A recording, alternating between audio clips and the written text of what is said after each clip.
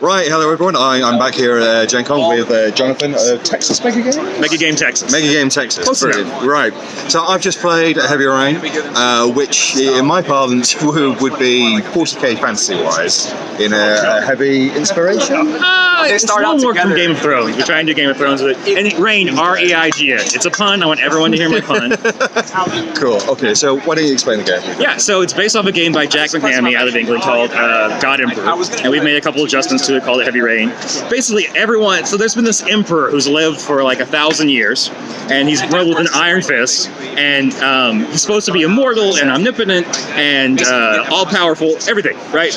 But the rumors are that he's now starting to lose his power. He's seen a little less, and like there's more like rumors on the streets about him. And so, as members of the noble house, each player is on a group of 5 teams or 5 players, and they are a noble house trying to overthrow the emperor. And if they do so, then they might become the emperor. But it depends on like their levels of power they've acquired, and like there's a ranking within the house.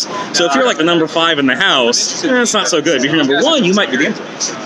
Yeah, so I was playing on the Unicorn team. So we started the day, 5 of us as described. So something I find interesting about this game is the way basically players are currency. A little bit, yeah. Yeah, players are a currency essentially. Yeah. So I kind of talked about in previous games where players will have like chits that represent time and effort, and you use those. In this, there's 3 different kind of sub games that are going on. There's the military game, the council game, and the underworld game. Yes.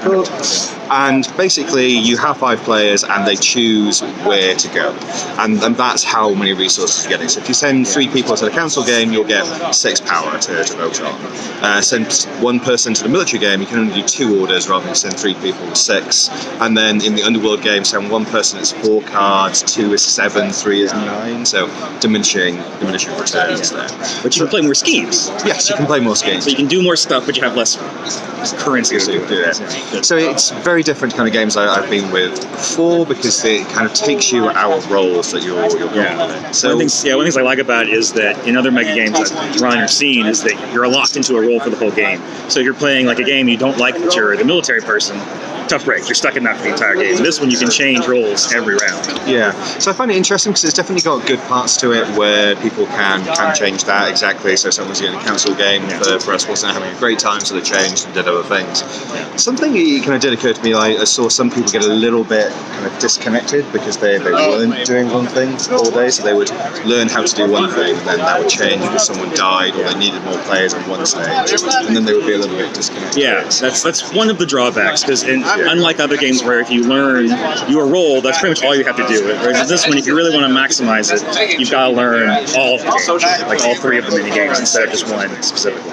Yeah, because the game started out for us in a misunderstanding from my part, to be honest, in understanding that you needed to send multiple players to do more than 2 orders. So we were probably behind in the military game for the first couple of turns because we'd only done those 2 orders. So from then on in, we sent like 3 players for the next 3 or 4 turns, basically, to buff up militarily. And that paid off for us because we struck an alliance up with the Bear, which were the house to the north of us, basically. And that stayed strong throughout the entirety of the game, basically. Yeah, there wasn't much backstabbing in this game, which is unusual. But you go, play how you want to play. Yeah, it was one of those things. I think on the other side of the board, there are 4 or 5 houses that were just squabbling all of the time. And interestingly, what stopped them squabbling was myself getting elected to being God Emperor. Yeah. Well, not elected, military coup.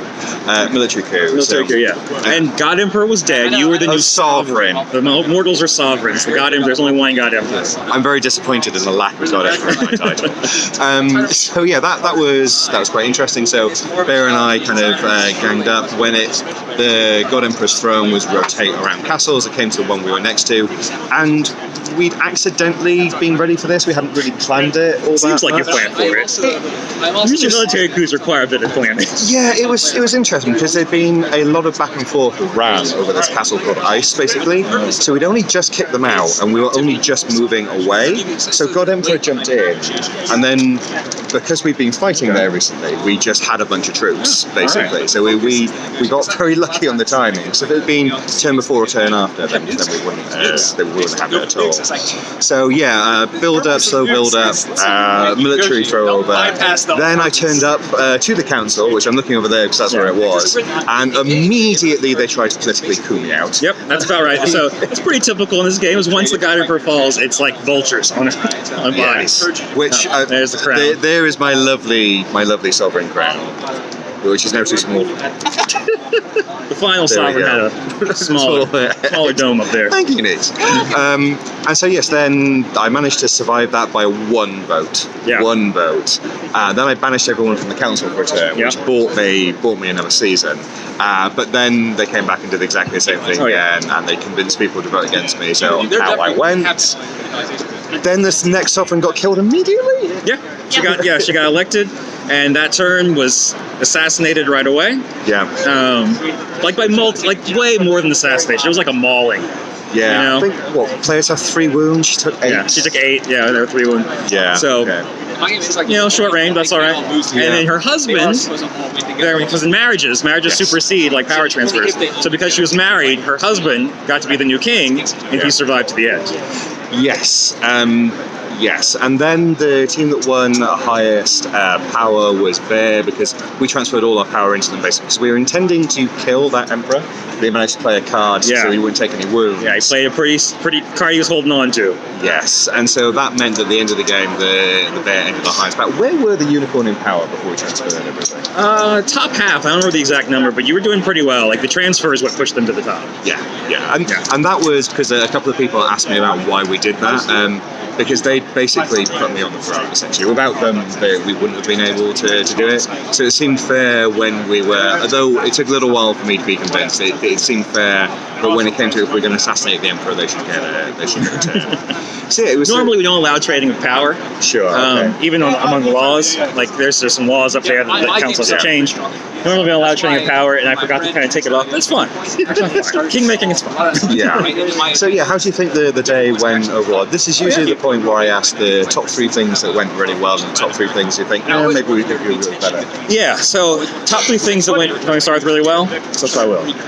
Okay, really well. Let's go I think that we were really well prepared for it. I feel like the game was pretty locked down well. Control knew what they were doing. So that was really good. The interaction in the council was really good also. I saw that the liveliness in that was ramping up through the game. I thought that was really good.